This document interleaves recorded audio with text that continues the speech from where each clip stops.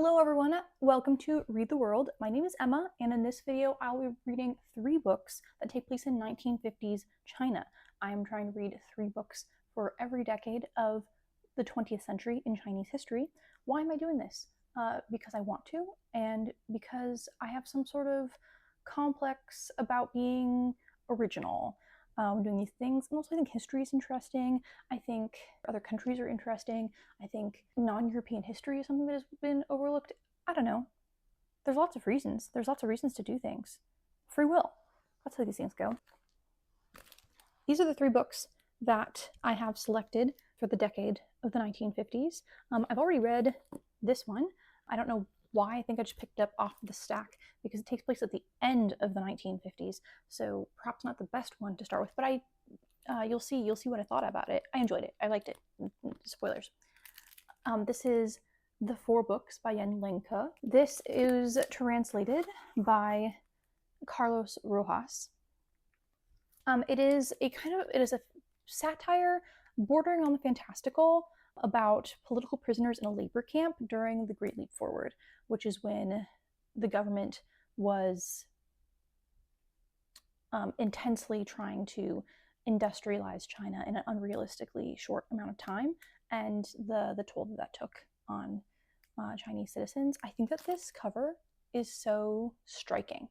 Just like something about like the pattern of like conformity of being like lined up in a camp, and then someone who breaks the pattern looks up, and like, I don't know, it's cool symbolism.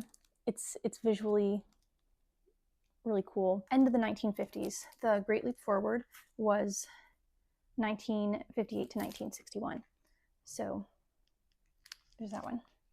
The next book that I have is Chronicle of a Blood Merchant by Yu Hua. This was written in English. It does not have a translator because Yu Hua was born in China but then moved to the United States. This one takes place between the 40s and the 80s, so maybe a little bit of a cop-out, but like the 50s is a big chunk of that. It is about a man who is living in poverty, and in order to supplement his income to support his family, he starts selling his blood to a blood merchant. I'm aware of Yu Hua's novel To Live, which is very famous. I believe I watched the movie. I think that I watched the movie when I took a Chinese film class in college. So I know that Yu Hua is known for very intense emotional stories. And then finally, I have War Trash by Ha Jin. I have read Waiting by Ha Jin. I don't remember very much about it. I think I liked it. I think I really liked his writing. This very unique perspective that I'm very intrigued about is about Chinese prisoners of war in American war prison camps during the Korean War, which is just so many layers of unexamined history right there. Like, lots of people don't even know that China fought during the Korean War, and I've never read anything from the perspective of someone being imprisoned by American soldiers in a POW camp. And that's just so interesting to me. And I've heard really good things about this one. I think I saw a creator on YouTube once who said that this was one of their favorite books.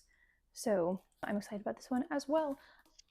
And then just wait a couple of seconds to see what I thought of the 4 books. Hello, I'm about halfway through the 4 books by Lianke, translated by Carlos Rojas, and I am so indebted to Mr. Rojas because he has a fantastic translator's note at the beginning of the book that really set up my expectations for what was going to happen, and I think has really helped me enjoy this book. I'm really liking this so far. So the translator's note explains that this is a novel about the Great Leap Forward, which was from 1958 to 1961, and was a campaign designed by Mao to make China an industrial power in a wildly unrealistic amount of time. It takes place in a labor camp for political prisoners who criticized the regime, which the government asked them to do in the 100 Flowers campaign. It was like this fun little bait and switch for everybody, where the government was like, please, we want everyone to give us feedback about the government. And then anyone who gave them negative feedback, they were like, you're in prison now. And so it's the people who are imprisoned, and all about them being given agricultural and steel smelting goals that don't make any sense because they are absurdly high and just for the sake of making things, for like the numbers to make everybody look good. And the reason why it's called the 4 books is because the whole story is made up of excerpts from 4 different books. One is a document, a record being kept by an author who is in this political prison camp. The head of the camp is a young boy, just identified as the child. It's just a literal child who is running this prison camp. And he asks the author to keep a record of what's happening in this prison camp. So that one is called Criminal Records. So every time it's from that document, it'll say at the top, like Criminal Records, pages like 72 through 74 or something. Then there will also be excerpts from the same author's novel, Old Course, which is a novel he published after the prison camp, I believe. Then there's also excerpts from an anonymous manuscript called Heaven's Child, which is a story of this same prison camp during the same events, but it's told in a very like mystical, mythological / biblical sort of style. And then it says it concludes with the introduction to a philosophical manuscript titled A New Myth of Sisyphus that has been composed in secret by another character in the compound. So apparently the book concludes with that. I haven't gotten to that. I'm just reading the 3 books right now. So far, it is such an absurd satirical take on what it is like to be in a prison camp in like a pseudo-communist authoritarian country. If you want to debate communist China in the comments, feel free. But we're talking about the Great Leap Forward now, which is just kind of an irrefutably destructive part of communist China's history. The fact that the story of this prison camp is told in such like an absurd, over-exaggerated way really highlights just how unreasonable the entire project was in the first place and what it felt like to be involved in such an unreasonable project. Because like all of these kind of goofy, over-the-top things are happening, like the fact that it's a child who's running the prison camp, or that they're like constructing tents full of paper flowers that they're earning for their freedom. Don't ask.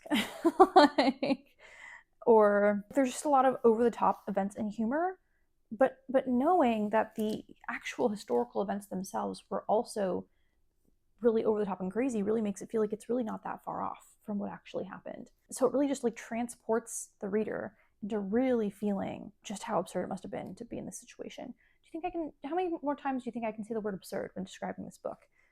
Make your bets now. I'm a little worried right now that I'm gonna kind of forget this book after I read it, even though I'm really enjoying, really feeling like I'm in this experience in this prison camp with these characters and with these unreasonable expectations. But like, I'm not really getting attached to any of the characters, and it is fairly repetitive just because it is just literally people in a prison camp planting crops and smelting steel and competing for flowers that if they earn a certain number of them will allow them to leave early. It's not particularly riveting tasks that everyone is doing, which is totally fine to me.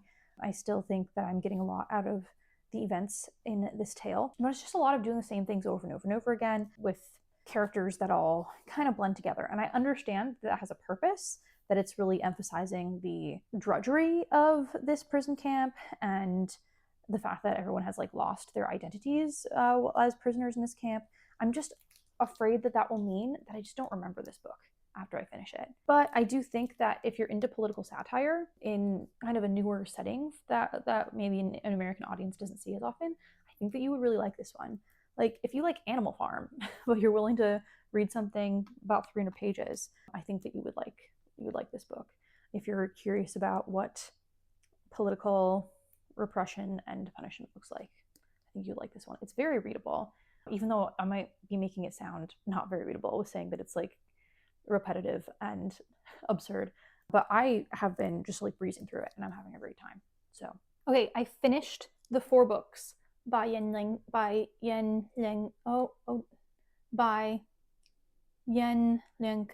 The second half was way more exciting than the first half. Way more crazy stuff happened. It was super interesting. I'm gonna give this one a 4 stars. There's just like a certain quality that I need for something to be a 5 stars that's like kind of intangible. didn't quite get there. I feel like it wasn't a super emotional experience to me. The characters were all very distinct, but there weren't really any that really stood out. So I don't know, there was something that didn't quite get there for me, but I'm gonna say like 4.25 stars. The second half also has a lot of, like, it really ramps up the kind of bizarre surrealism in the book, which is my favorite part of it. I just think I love something when things just go off the wall and get weird. So like the first half of the book, it's mostly focusing on the fact that all of these political prisoners are expected to plant and harvest a super unrealistic amount of wheat from the amount of land that they have. About in the middle, there is this very bizarre, really incredible section of the author, who's like kind of the main character almost, because he just has he's the narrator a lot of the time. Like he wrote 2 of the 4 books, and so we should know a lot more about his perspective. He grows a bunch of mutant super wheat by feeding the plants with his own blood, which is a pretty on the nose metaphor, but it's an on the nose metaphor that it then like takes to like this crazy extreme that's like funny and dark, and just like very striking imagery of like these freakish like wheat trees. It all of his like hard work and his literal blood, sweat, and tears comes to naught, and it's very tragic for everyone. In addition to like harvesting an unreasonable amount of wheat, it also is centered around smelting an unreasonable amount of high quality steel, which they are completely failing at, but lying to the government about the fact that they are doing it, and just putting so much work into smelting a ton of steel for the industrial era. And then most of the second half is all about how they produced all of these crops, like shipped it out, and then like a series of disasters leads to a massive famine. And like a ton of the second half is just all about the people in this camp starving and the lengths that they have to go to survive the winter during this famine. The language in this book is very straightforward, I would say. I don't quite want to say simple. Like, it just really tells you without much fluff exactly what is happening in a very serious way. And even when like really horrifying things are happening, you know, like when the author is feeding the wheat plants with his blood and there's like blood everywhere. Like I was thinking like this could be described in a way that's like really disgusting. Like this could be a horror movie scene, but it wasn't really. That's not how it felt when I was reading it, because it was just told in such a matter-of-fact way. And then like when everyone's starving, it's all of these like horrific means that they have to survive, including, you know, cannibalism, selling sex to higher up officials, betraying each other. But again, it's not described in a way that's overly dramatic. And so I don't know if this makes any sense, but it kind of had the same feeling like when something like really horrible happens and it's describing it in such a straightforward way. It gave me the same feeling that I get when like something really intense and crazy happens in a movie and like it's completely silent. There's no sound or music or anything. And it's just like you just have to sit in like the straightforwardly like what is happening and what it is. And that is how this book felt a lot of the time. It was just like, listen, like this is what's happening. It's horrible. And there's more weirdness with the child who's running the camp. We don't that just is how it is. There's no answers to that. It's just a weird thing. And lots of interesting kind of metaphorical things happening with the child and how he's running the camp and how he is or is not aging out of being a child. Is he not? It's a little unclear. It doesn't seem completely linear. I think that's really interesting and funny. The absurdity of what the higher up officials like ask them to do in order to escape their circumstances. And then at the very end, the book ends with a certain number of people, because lots of people died in the famine, like escaping the camp with like crowds of refugees, like kind of being wandering aimlessly. And I thought that was so interesting because that reminded me a lot of the end of A Moment in Peking from like more than a year ago. And how devastating it is that there's been so many times in like 20th century Chinese history that people's lives are like completely overturned. This was very powerful, even though it's dealing with really like heavy themes and it is weird. I'd still say it's very readable, like completely understandable. And I think the weirdness is really effective and keeps it very fresh and like really interesting to read. I would really recommend this one, just about like understanding this period, the Great Leap Forward and the Great Famine, and just kind of the realities of what it's like to be a political prisoner. I think that these experiences would be really comparable to like other countries that endured similar regimes and eras of hardship. It's not too long. It was cool. I liked it. Okay, I am a little more than halfway through Chronicle of a Blood Merchant by Yu Hua, translated by Andrew Jones. And unfortunately, it's just not really clicking with me so far. It's a lot of stuff that I feel like I've read before in this entire series of reading historical Chinese novels from different eras. It's very like wretched man struggling to support his family during times of hardship. There's not, I don't know, Chronicle of a Blood Merchant is such a striking, provocative title, but it's not about the blood merchant. It's about a guy who has to visit a blood merchant and like sell his blood to the hospital every time that things get particularly dire in his life. Or, well, okay, the first time he goes, he's like very young and it's just like, it would be nice to have more money. But then after that, he only goes when things get like really bad for him and his family. And that's always like a very shameful thing. Like it's something that's very taboo to do. I just feel like I've read that a few times before in this series, and so it doesn't feel particularly interesting at this moment in time for me, unfortunately. It's also, okay, I feel like I could like this in certain contexts. It's like a lot of really like horrible things happen to people, and it can be quite dark at times, but it's written in a way that's kind of goofy. The things that happen, the way people handle stuff is really silly and like over the top. I could see that as this being kind of like a dark comedy sort of situation, but instead, like the writing style, because the dialogue is kind of silly sometimes and it's very repetitive, characters will kind of repeat back and forth to each other like what's happening. Instead of it being like amusing or clever to me, it feels more like, it almost feels like children's book writing to me. And maybe that's an issue with the translation. It just feels odd as I'm reading, and I just don't love it right now. It's just a strange reading experience. It's about this man who sells some of his blood to the hospital in order to like get enough money to basically pressure this woman into marrying him, and then they have kids. He is grappling with the fact that their eldest son is actually the son of another man. That's not a spoiler. It's on the inner flap of this book. You really feel for this kid as he's kind of like yanked back and forth between whether or not he can be considered the main character's son. Of course, at some point we go into the late 50s, where it's talking about steel smelting again, as we saw in the 4 books, and then the Great Famine, where they are starving and really struggling as a family, and that's very tragic. The 4 books was all like scholars who were in the camp. These are like peasant class workers who are also really struggling under the events of the Great Leap Forward. Right now in the narrative, they've gone through a period of starving, and now there's a period where they're pasting posters up on like the walls in the village, kind of call out different people for bad behavior. And I need to look up like what movement this is depicting.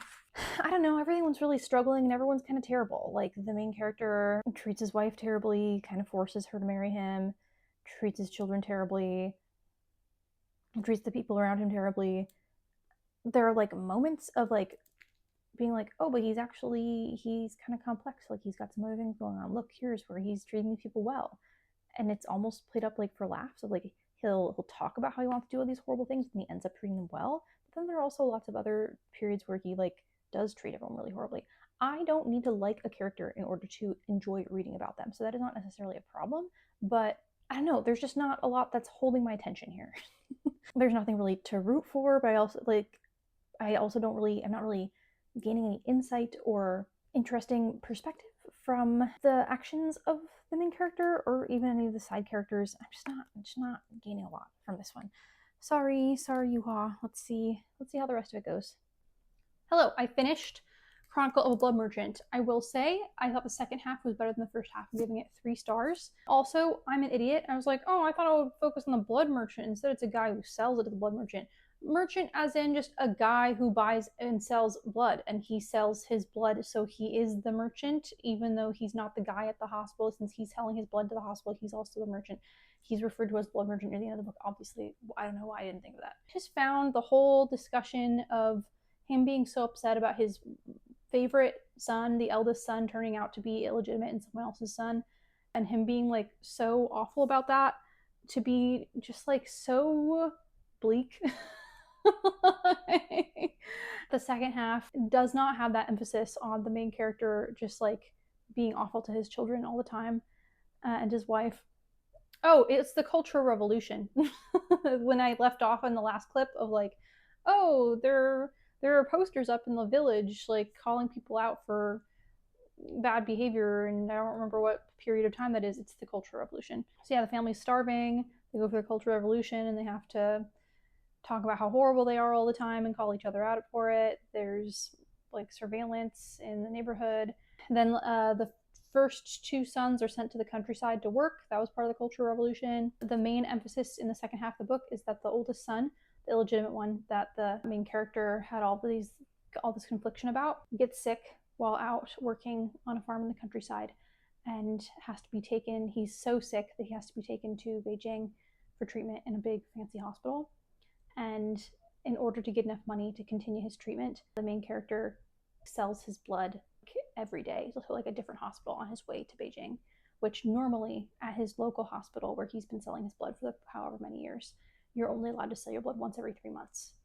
Because it's supposed to be very dangerous to sell your blood more than that. So I will say, I was so filled with tension on this journey to Beijing as he's like selling more and more blood and he's getting weaker and sicker and all these things. And I was like, oh my God, is he gonna make it? What the hell is gonna happen? Oh my gosh, this is horrifying. Like the tension was building and building and building. However, the end of it is like he makes it, they pay for this treatment, and then like at the very end of the book it's like fast forward to when he's like an old man, and he and his wife and all of his kids are all doing really well financially, and he suddenly just has a hankering to sell his blood, and he's not allowed to because he's too old. And the end, and then the final line of the book is Shu Sangguan said to Shu Yulan, that's why people say pubic hair doesn't come out till after your eyebrows do, but gets even longer in the end.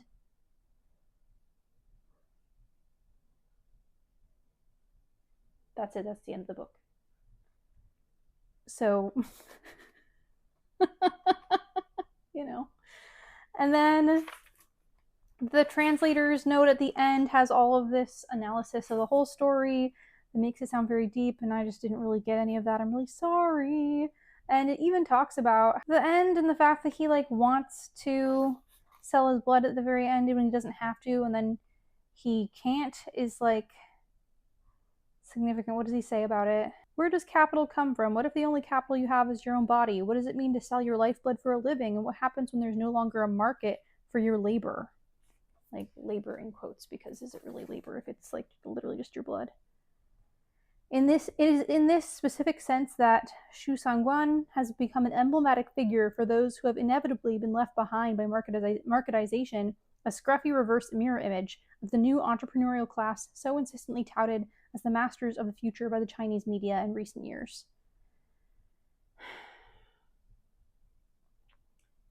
I guess, but like, it was bad, right? That he was supposed to be, that he was selling his blood all this time. Like that was bad.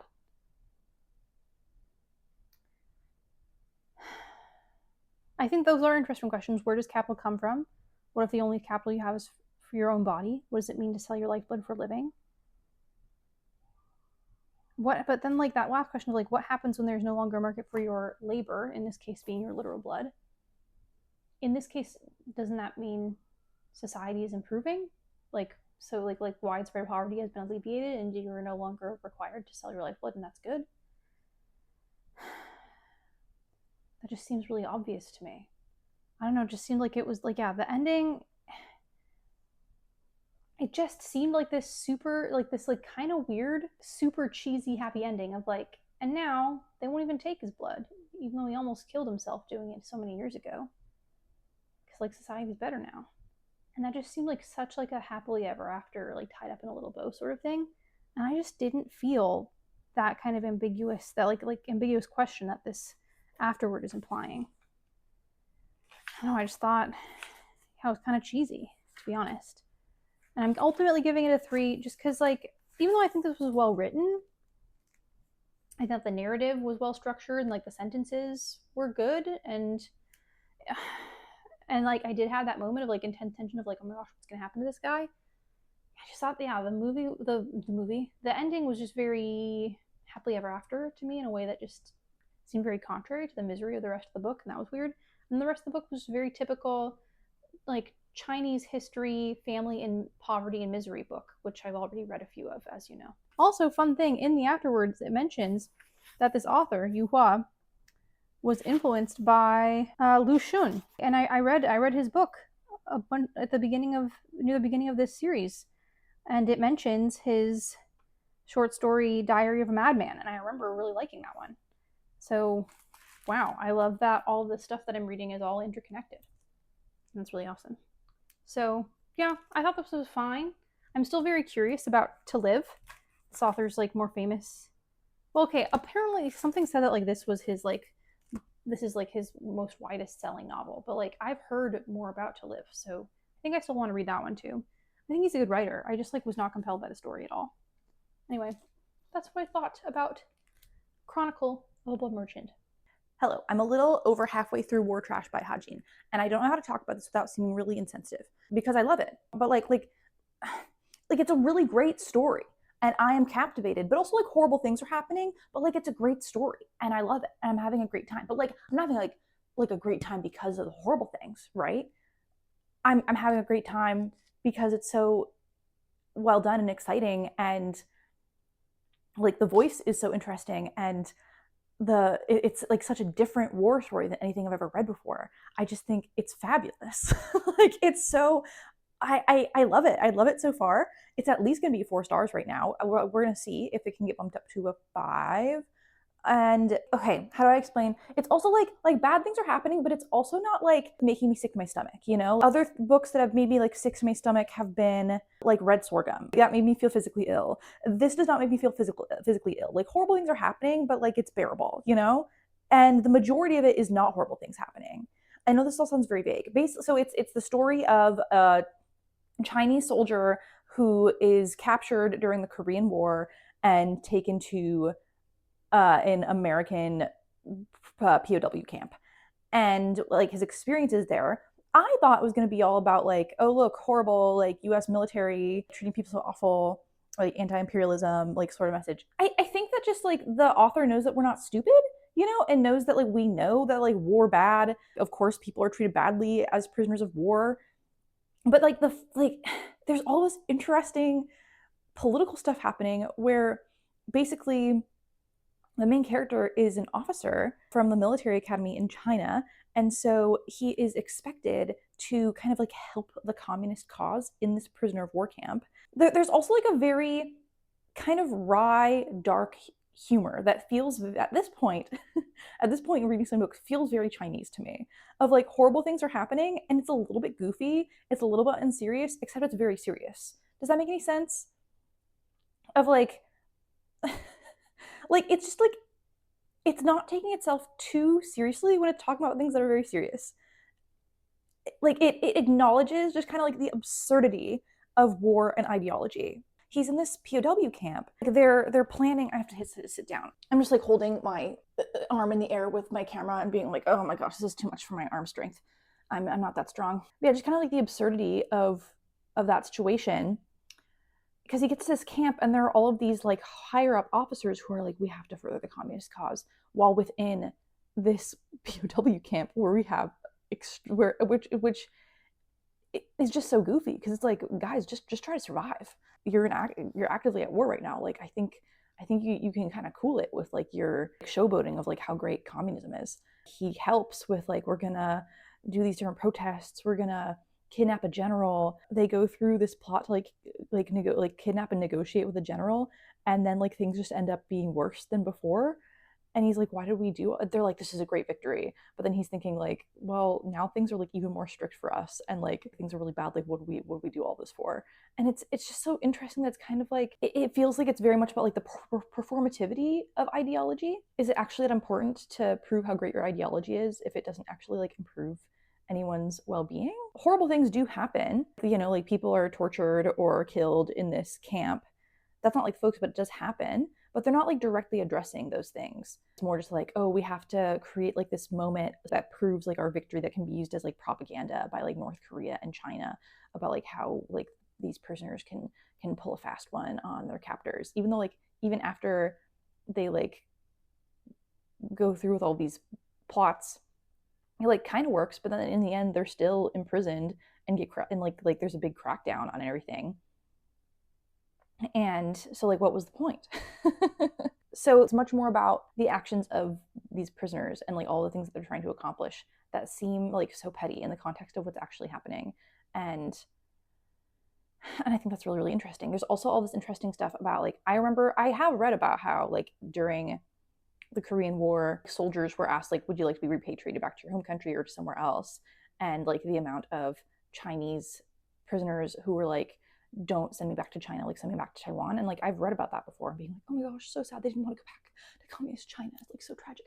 But this talks a lot about the politics of like a lot of the main character. He wants to go back to China, to mainland China, because like his family's there. He's like, I have a mom and a fiance and I just want to go back to them. Like I literally do not care. I do not care about who's in charge. I do not care about communism. I just want to go back to my friggin' family. Come on. But he has to like play this game. He has to kind of play both sides, because when he gets to this POW camp, it's controlled by the nationalists who in China have since like fled to Taiwan, and they're like we control everything. You have to pledge your loyalty to the nationalist party. Like when they ask you, like, say you're going to go back to Taiwan, say you want to be sent back to Taiwan. He's like, I want to go to Taiwan. I want to go back to my family in China. And they're like, no, you have to show that you're like loyal to the nationalists. And again, it's this kind of thing of like, oh, just show you're loyal to this party, to this ideology, to these politics, rather than like actually your actual like material circumstances and your life. The ideology is more important. And he's like, it's literally not important to me at all. I just want to go back to my mom and my fiance. And they're like, no. So many people just like pledged to go back to Taiwan literally just because they were being threatened by like nationalists in the camp. The book does make it very clear that like that wasn't the majority of people who asked to go back to Taiwan, but it was like some of them. And just the factors that go into the choices that you make in this kind of extreme situation is so interesting. Obviously, whoever is like keeping you in this camp are not great, but it's not portraying Americans as like these big evil guys. If anything, it looks at them very objectively of like, oh, some of them we kind of became friends with, and like some of them were horrible, and but some of them were really reasonable. Like it's not like this over the top like villainy of America. It's kind of just like everyone's just people. Like they make all these demands of like this general that they kidnap, and he's like, I literally can't do any of those things. Like I do not have the power that you guys are acting like I do. Like you're asking me to do things that I like literally cannot accomplish. They're like, you need to completely reform the way that like POW camps are run. He's like, I can't do that. Like, really sorry guys.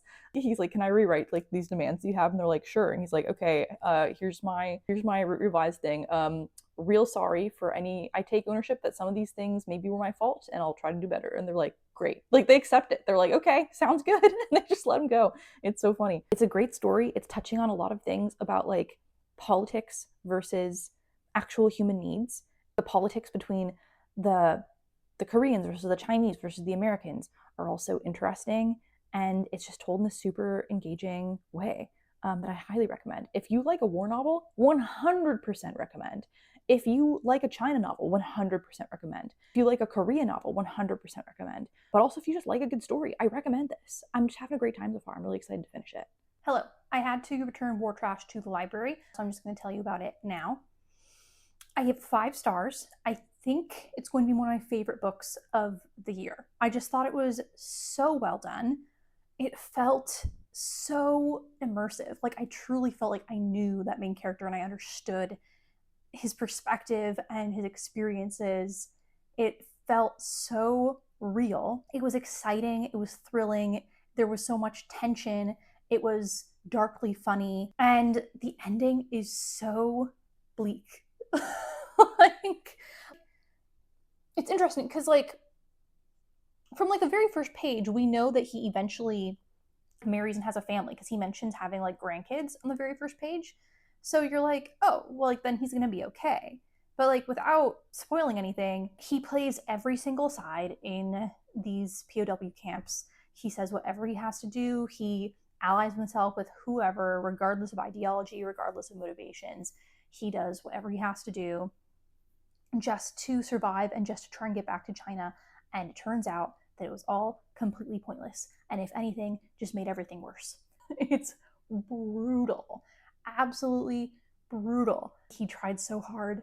And I feel like, oh, it was so heart-wrenching and horrific. He's able to move past it after that, but like, it was all for naught. As someone who has studied this area of the world and its history and its politics, I've had just academic discussions and written papers about these topics to really see and understand these conflicts on such a deeply human level was really impactful.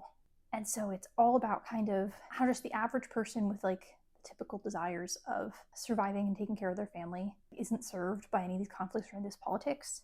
And so therefore, what's the point in any of it if it's not focusing on just like the basic thriving of human beings? There's all of this heavy stuff that it's talking about, but at the same time, it's going through all of these crazy, bizarre, kind of hilarious stories. There's like these elaborate codes that they're concocting in the camps to try and like convey messages across like long distances and through fences, it's all like very clearly kind of pointless. When he's working with the Communist Party, they have like this inflated sense of self-importance of like, we're going to contribute so much to the intel and the status of the party, and it's all completely pointless. It's creating all these really interesting little dynamics between characters and like leaders and followers, and like the projects that they're trying to pursue. So you get kind of caught up in all of these little stories, and then it like really hits you at the end of every little scene. Like, this is all so dumb. This is all pointless. It really places you in that spot of like having a goal and then like realizing like the lack of weight to this goal. I thought the pacing was well done. I could see how it could possibly be slow for some people. If you like history, I highly recommend it. If you are interested in any of these parts of Asia, I highly recommend it. It's a fantastic war novel, and I think very different as a war novel. It would be a great Christmas gift for your dad, I think, but that you might also want to read so you guys can talk about it together. It's a kind of a hopeless novel, but not like hopeless overall, because he does make it. He just doesn't meet any of his goals. It doesn't leave you with a sense of like despair. It leaves you with a sense of like, ugh, war is so stupid. It's so stupid and so pointless. Why are we doing this? Why are we doing this to each other? It's so dumb, and it creates these insane artificial situations where people are trying to create meaning and produce certain accomplishments, and it's all absurd. I think the writer is fantastic. The style is great. It manages to be like gritty and emotional and informative and vivid. I just loved it. I thought it was fantastic. Wow. It's so exciting how I can find so many books to like really, really love out of this video series. I just love that. Let me know if you are interested in reading any of these books that I read for this video, and I will see you again next time. Bye bye.